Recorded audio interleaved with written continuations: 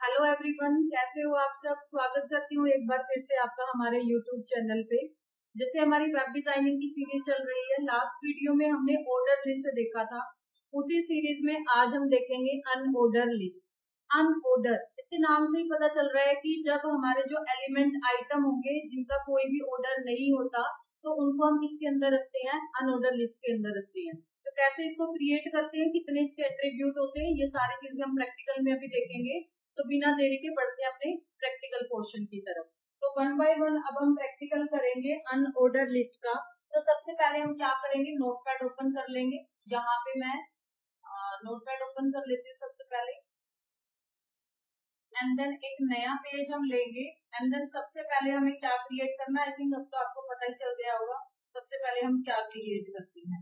तो सबसे पहले हम बनाएंगे बेसिक स्ट्रक्चर।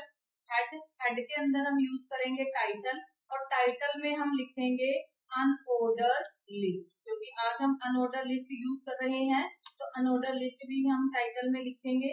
हेड को क्लोज करेंगे, देन बॉडी टैग को क्लोज करेंगे, बॉडी टैग स्टार्ट करेंगे एंड बॉडी टैग को हम क्लोज कर देंगे एंड सेव करेंगे हमारी फाइल को HTML वाले फोल्डर के अंदर ही।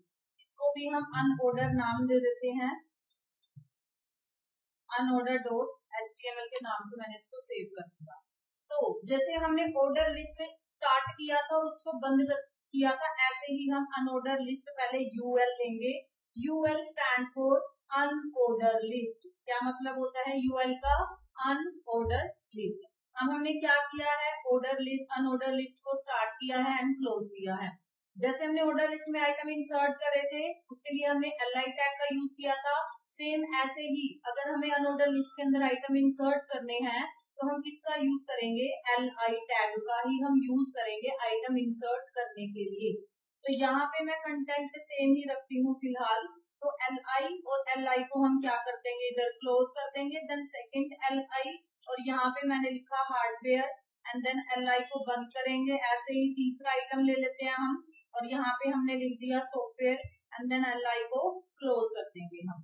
तो मैंने 3 आइटम इंसर्ट कर दिए हैं अनऑर्डर लिस्ट के अंदर। अब हम अपने इस जो भी चेंजेस करें इसको सेव करेंगे Ctrl S से, एंड देन फोल्डर के अंदर अनऑर्डर लिस्ट को हम देखेंगे, ये रहा यहाँ पे, और इस पे डबल क्लिक करके हम ब्राउजर में इसकी आउटपुट देखेंगे। तो यहाँ पे देखो क्या बने आ रहे हैं, इनको डिस्क बोलते हैं। वैसे बाय डिफॉल्ट इसका जो टाइप होता है वो डिस्क होता है। ये डॉटेड बुलेटेड में आपका दिख रहा है। तो बाय डिफॉल्ट जो अनऑर्डर लिस्ट की जो टाइप है वो डिस्क होता है, और आप इसको बुलेट भी बोल सकते हो। अब वन बाय वन हम क्या देखेंगे, इसके टाइप देखेंगे। देखो यहाँ पे हमें पता नहीं चल रहा कि पहले कंप्यूटर हम यूज करें, पहले हार्डवेयर यूज करें या सॉफ्टवेयर यूज करें, इसीलिए इसको क्या बोला जाता है, अनऑर्डर लिस्ट बोला जाता है। अब वन बाय वन हम, जैसे हमने ऑर्डर लिस्ट के टाइप देखे थे, ऐसे ही हम अनऑर्डर लिस्ट के भी टाइप को देखते हैं। मैं इसको यहाँ से कॉपी कर लेती हूँ, और कॉपी करने के बाद इसको नीचे पेस्ट किया।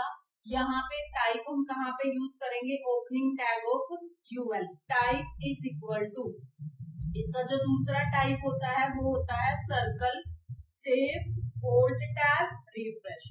तो देखो सर्कल और डिस्क में क्या फर्क होता है, जो डिस्क होता है वो बाय डिफॉल्ट आपका क्या होगा, फिल मिलेगा, बट जो सर्कल है वो आपका क्या है, एम्प्टी है, फिल नहीं है। तो ये डिफरेंस होता है। कई बार क्वेश्चन पूछा जाता है, इसके ये जो आपको दिख रहे हैं आइकन, इनका भी पूछा जाता है कि ये डिस्क है या सर्कल है। तो कुछ बच्चे बुलेट को सर्कल टिक करके आ जाते हैं। तो आपको पता होना चाहिए कि ये जो अनफिल्ड है ये सर्कल है, और जो फिल्ड है उसको हम डिस्क बोलते हैं। इसके 3 ही टाइप होते हैं। तो तीसरा टाइप हम देखते हैं अभी, और यहाँ पे हम टाइप एट्रीब्यूट को यूज करेंगे। टाइप इज इक्वल टू, और यहाँ पे हम लिख देंगे square, save, hold tab, refresh. तो यहाँ पे आप देख पा रहे होंगे, यहाँ पे जो आइकन है वो कहाँ पे, किस उसमें आ गया, शेप में, स्क्वायर शेप में आ गई है। डिस्क की स्पेलिंग एक बार वैसे मैं लिख देती हूँ, क्योंकि कुछ बच्चे डिस्क की स्पेलिंग में भी मिस्टेक कर देते हैं। मैं यहाँ पे नहीं, मैं टाइप इज इक्वल टू यहाँ पे लिख देती हूँ। इसको आप लिखो ना लिखो कोई फर्क नहीं पड़ेगा, क्योंकि बाय डिफॉल्ट ये डिस्क में ही होता है आपका जो आउटपुट आएगा। तो DISC इसकी स्पेलिंग होती है डिस्क की। तो अगर आपको नेस्टेड में करना है तब आपको डिस्क की स्पेलिंग लिखने की जरूरत होती है। अदरवाइज आपको डिस्क की लिखने की जरूरत नहीं होती, क्योंकि जो बाय डिफॉल्ट टाइप है वो डिस्क ही है। तो ये थी हमारी अनऑर्डर लिस्ट। इसमें सिर्फ एक ही एट्रीब्यूट यूज होता है, वो है टाइप।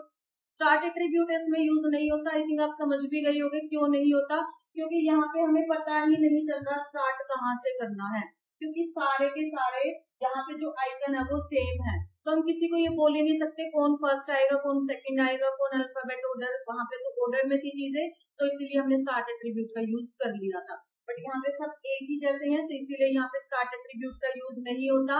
अनऑर्डर लिस्ट में सिर्फ एक एट्रीब्यूट यूज करते हैं, वो है टाइप। तो आई होप आपको order list and unordered list दोनों ही अच्छे से क्लियर हो गई होंगी। अब फिर भी कोई डाउट अगर आपका रहता है तो कमेंट बॉक्स में आप अपनी क्वेरी मेरे से पूछ सकते हैं। वीडियो अगर आपको अच्छी लगी हो तो चैनल को सब्सक्राइब करना, लाइक करना और शेयर करना ना भूले।